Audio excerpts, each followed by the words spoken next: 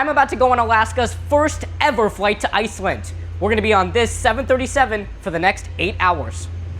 This is Alaska's Titanium and Suites private check-in area in Seattle. Even though today's flight isn't on their flagship 787, passengers in first class or with matching titanium status still have access here. There's no line, no waiting, and you move more directly through expedited security. It cuts the normal airport flow almost entirely and spits you out in the all-new Checkpoint 6. Alright, well, we just stepped inside the Alaska Airlines Titanium and Suites check-in area, and while we are not on their new international business class tonight, it is super cool to see how they've really elevated their premium experience here at SEA. Once we arrived at the gate, there was a podium set up, signage, and Icelandic music playing through the speakers. Seating had been arranged for speeches and was still partially set up as passengers arrived. Well, we have made it to the gate here at N16 at SEA Airport, and you can see there's already a little bit of signage coming up. We have an SEA to Kef little lettering here. We've got some signage back there, and it looks like we have a podium, so we can expect some speeches later. The boarding area is also a little bit decked out. What does Iceland mean to Seattle specifically? Well, I think Iceland is geographically very unique. It's one of those places that maybe isn't the first place people think of when they want to travel, but it's an exotic place and it's really fun to visit. And so what I'm noticing is that Alaska is going to places that other airlines may not be going to, right? And so that's what I appreciate about what Alaska's is doing. And then, out of nowhere, I was invited up to the front to join various Alaska leaders and Port of Seattle commissioners as we cut the ribbon to inaugurate this flight. Shortly after boarding began on this 9-day-old 737 MAX 8, this aircraft would be operating the full transatlantic flight to Iceland, a first for Alaska Airlines. Stepping on board, you could really get a whiff of that new plane smell. The cabin itself is identical to any other Alaska 737, with 4 rows of first class, 30 seats in a premium cabin, and 28 rows of economy. The real perks of this MAX 8 are found in the hidden details, specifically in first class, where you'll find amenity kits and even get a footrest alongside a pretty solid recline. Before pushback, I went up to the cockpit to say a quick hello to the crew. Well, we're here in the cockpit with 2 legends at Alaska. You've been flying for what, 33 years? Did I hear that right? Or what? Alaska? Yeah. I started in 87. What are we at? 39. 39, okay, sorry. And you are? 92. 92. Okay, so you're from your heart. Okay, so 5 years behind Kurt. Okay.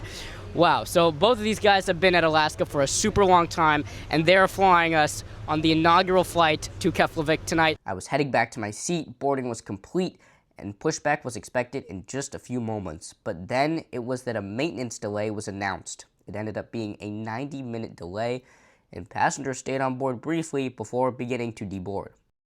Alright, well, we just expected to begin pushback here, but there's a delay. Of all times, there's a pressure gauge, as you just heard the pilot say, that's not working right down by the landing gear, and unfortunately, it's going to mean an hour-long delay. During this time, the gate was completely transformed. Chairs from the ceremony were moved back in place, signage came down, and the space returned to normal operations. That moment of a launch and celebration vibe clearly slipped. Well, second time's the charm. We are beginning boarding for round 2 to Iceland. Let's hope we make it. One of the cooler things I like about these gates, face recognition. Thank you. Second time's the charm, right? All right, here we go. To Iceland, part 2. All right, well, boarding has been complete, and just like that, 2 hours later, we are finally pushing back, heading to Iceland. We pushed back into the night as the sunset reflected off the aircraft. After the delay, the onboard energy certainly shifted from anticipation to quietness as everyone finally began to settle in for the next several hours. Takeoff was smooth as we climbed out over Seattle and then over the North Cascades before continuing on into Canada. We began to level off at our cruising altitude of 34,000 feet before meal service began. Keep in mind, this was just around 20 minutes after takeoff, which according to the flight attendants isn't the standard. Nevertheless, I tried to pre-order a meal, but there was no option available for this flight due to limited space.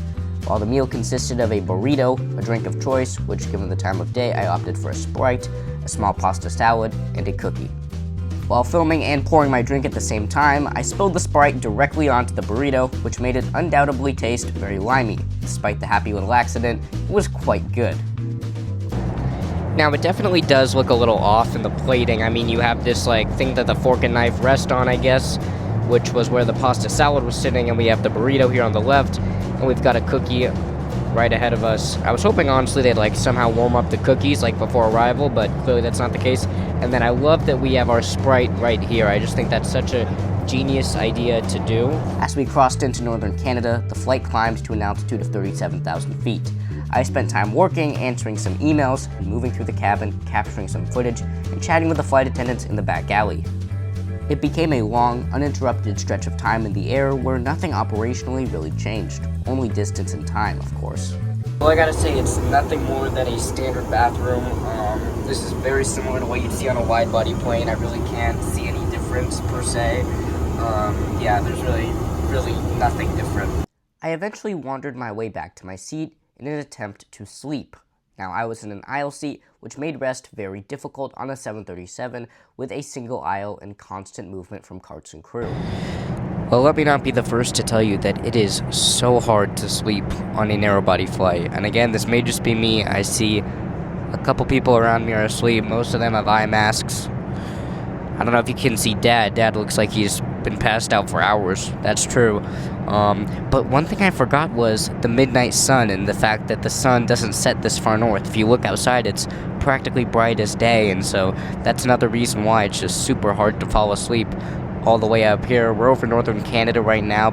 Got a few hours left. I sort of slept off and on for around an hour. I'm gonna try and head back to sleep. So after roughly an hour and a half of that sleep, I woke up over central Greenland, not feeling very rested. But my tiredness was soon met with joy as I popped open the window shade, only to stare down at some of the world's largest fjords towering over Greenland. It honestly felt like you could touch them. Just getting these amazing views of Greenland out the window, just stunning. Feels like you can almost touch the top of these just huge mountains. We're looking right over the coast right now as Greenland sort of ends. It's hard. I feel like while we are pretty high up right now, it is even more difficult to see this on a flight going to Europe, and so being this close to some of these pretty insanely tall mountains, I mean, look at this, is pretty remarkable. Breakfast service followed shortly after. I opted for an orange juice and was handed a kind bar with no additional hot item or heavier option. Given the timing into Iceland, it felt like a very light meal for the final stretch, especially after a relatively good flight food-wise. On descent into Iceland, views over Greenland and the North Atlantic became the highlight of the flight. Fjords and rugged terrain were visible from altitude, with choppy ocean conditions below on approach. The descent continued open water before lining up for Keflavic Airport, where you could even see some volcanoes in the distance. We landed in Keflavic and were greeted with a water cannon salute. Now, unfortunately, Alaska doesn't actually have a gate at Keflavic, and deplaning is always done with stairs and a bus. Typical Alaska, am I right? The airport managed to give us a gate. We stepped off the aircraft and walked through a glass jet bridge. Gosh, I just love these. And saw dozens of ground staff taking photos of our aircraft. And welcome to Keflavic. We're just here on the jet bridge. Looks like there's a little bit of a line. Everyone down there is super excited. Can you see them?